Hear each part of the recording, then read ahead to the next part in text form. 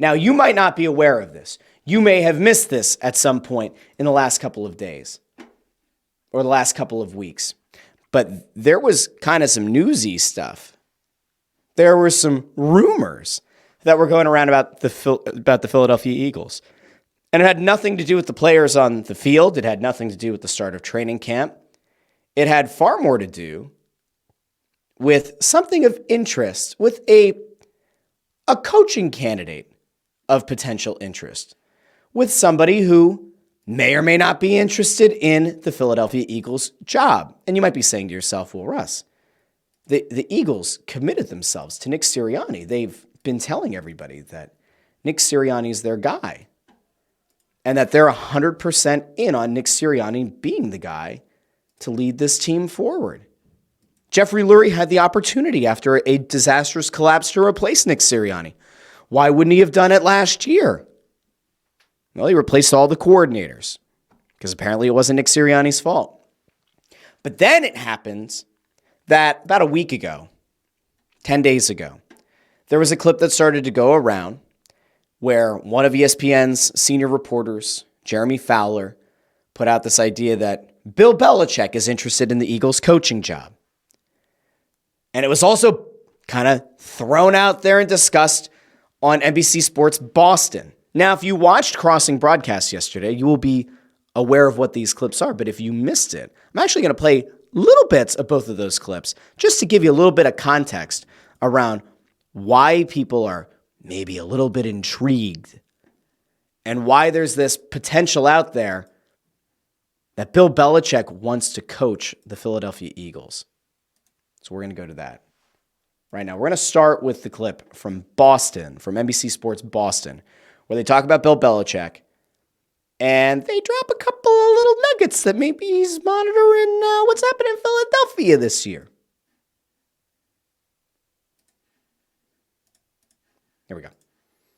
And so to me, this is the best move he can make, going there, rehabbing his image, and having everyone forget 2022 and 2023 and the misery of a rain-soaked New York Jets loss at the end of the season in which the team had 6 first downs. No one thinks about that anymore. They think about confetti and Lombardis. And I'll say this, Bert would know better than I across the league, no question about it. The Eagles, to me, are not a fit. Like, Howie Roseman has hired the young offensive coach. He can handle the personnel. Belichick will want input on personnel, maybe even control. I would just look at the Cowboys and the Giants, and especially early in the season, where the Giants' ownership is probably among the most impatient in the entire league. So we're going to pause there for a second.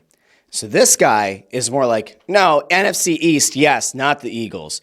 And the thing that he went back to is what many people said at the time, which was if Belichick wants anything to do with player personnel, if he wants to be a de facto GM, that there were going to be multiple teams in the NFL who were going to immediately rule out Belichick for consideration for the head coaching job.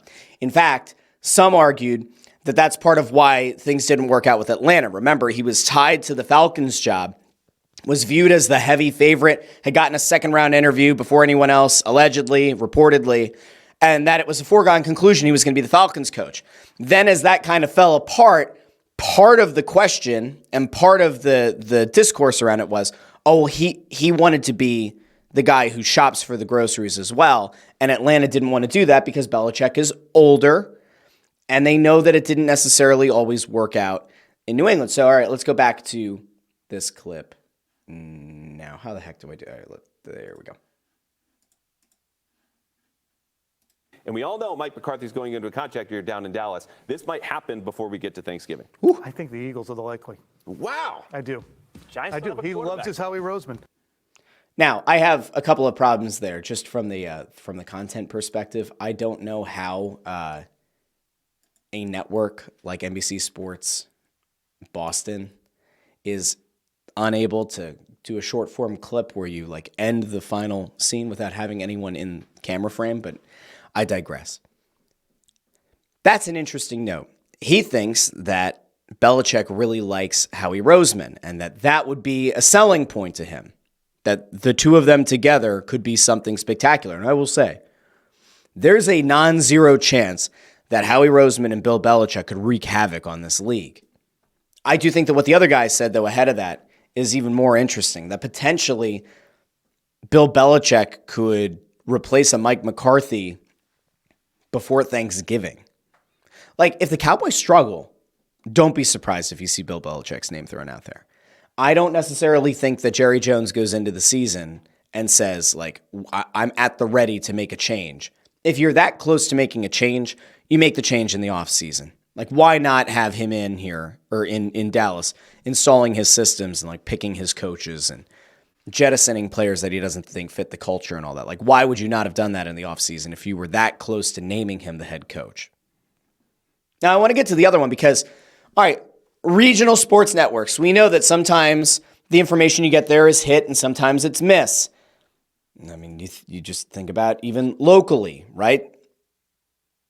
Just because somebody's on a panel show doesn't mean they necessarily are totally plugged in.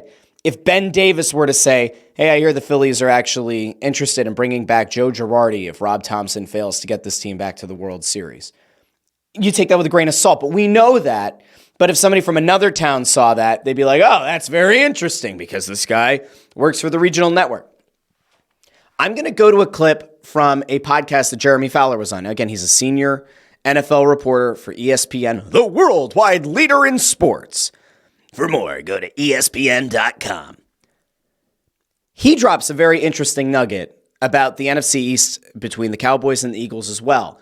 But where there's smoke, there's fire. Where there are two very large plumes of smoke, I start to think that the fire is actually burning pretty well. So we're going to go to this one next. And I'm going to skip some of the initial setup because I don't think it really matters. Here we go, friends. This is Jeremy Fowler talking about Bill Belichick potentially being interested in the Eagles' job.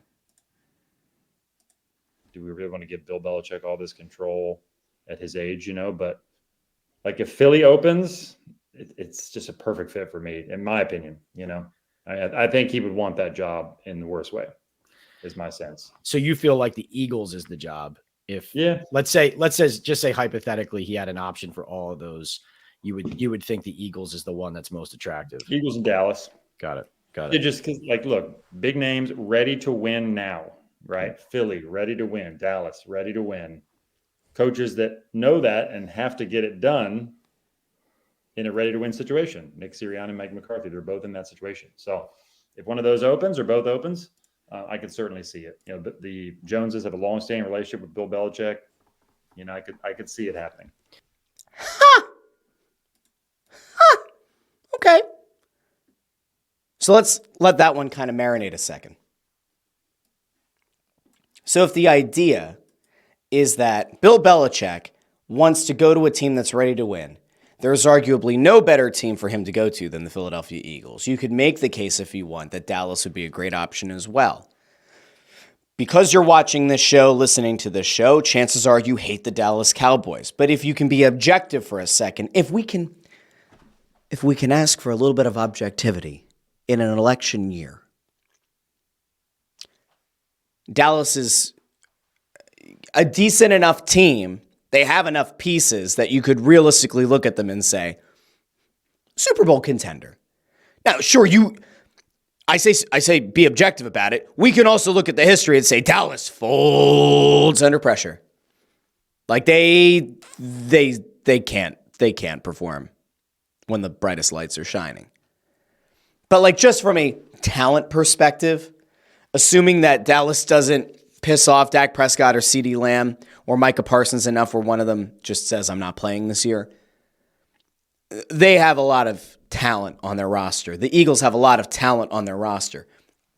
Bill Belichick was never going to be a guy, especially at his age, who was going to want to go out and find a 24-year-old to build around.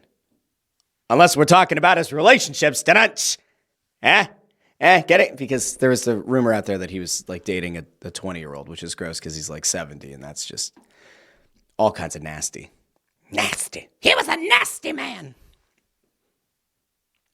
But just from a perspective of building a team, Bill Belichick, looking for a team that has legitimate talent on both sides of the ball, fantastic. Like truly, truly fantastic.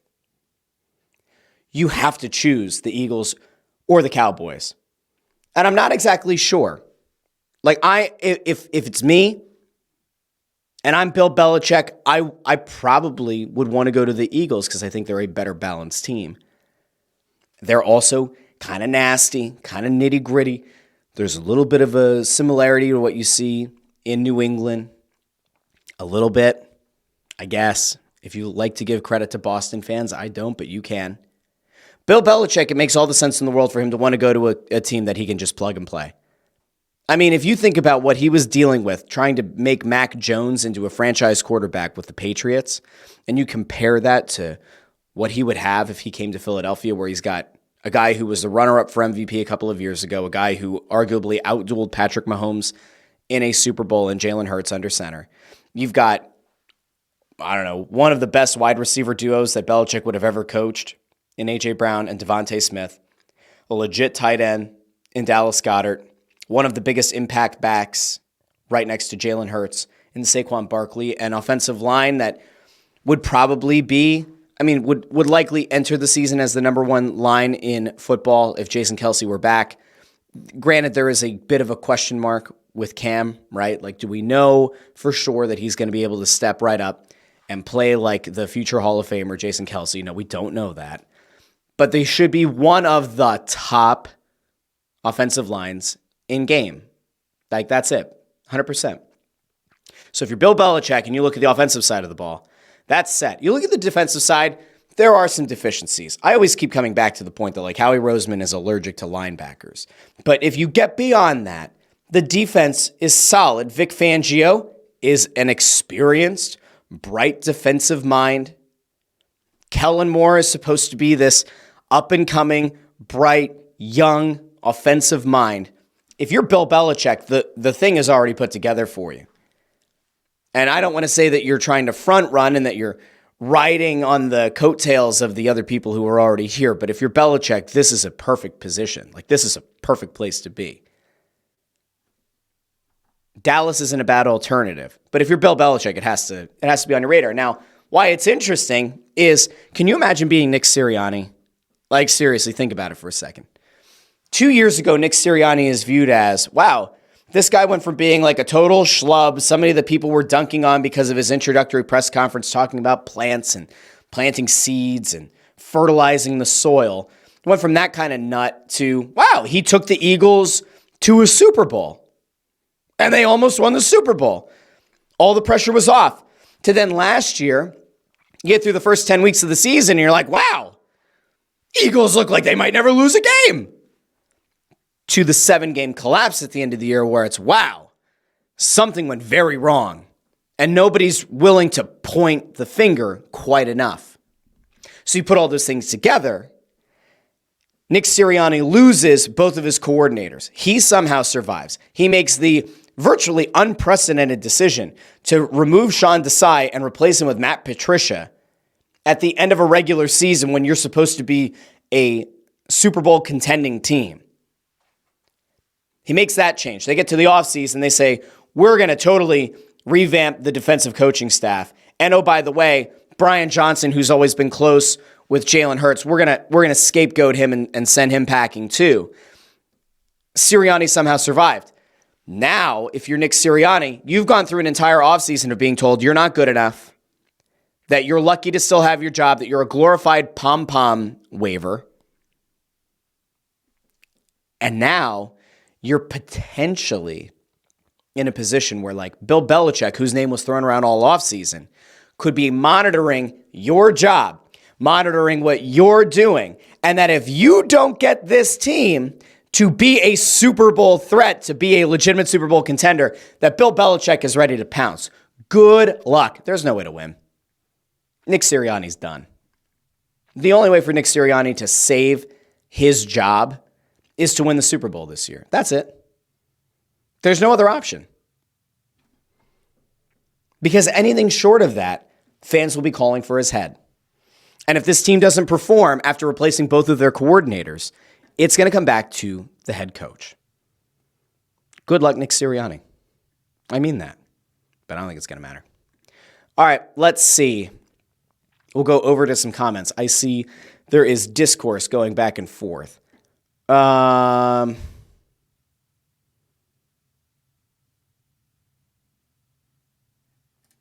Peter checks in over on YouTube. Isn't Lurie from Boston? I remember the Eagles' Pats practices. Ford says, when you take a macro view of Philadelphia sports, it's unreal that the title the city got is with Nick Foles. Not Bryce, not Embiid, not Jalen, not McNabb. Nick Foles. Interesting. Very interesting. And Nico also asks, isn't Belichick dating a 24-year-old? Yes. I believe that was the age. Or was she 27? Was she 24? Was she 27? He's an old man. That's gross. I don't care what you say. And if you're 70-something and you're watching the show or you're listening in the podcast feed, first of all, I want to compliment you on figuring out technology. But then I also want to just say, you nasty. If you're 70-something and you're dating a 20-something, that's all messed up, guys. All kinds of messed up. Will Bill Belichick be the head coach of the Eagles? I have no idea. Do I love the chaos that it can create? Yes.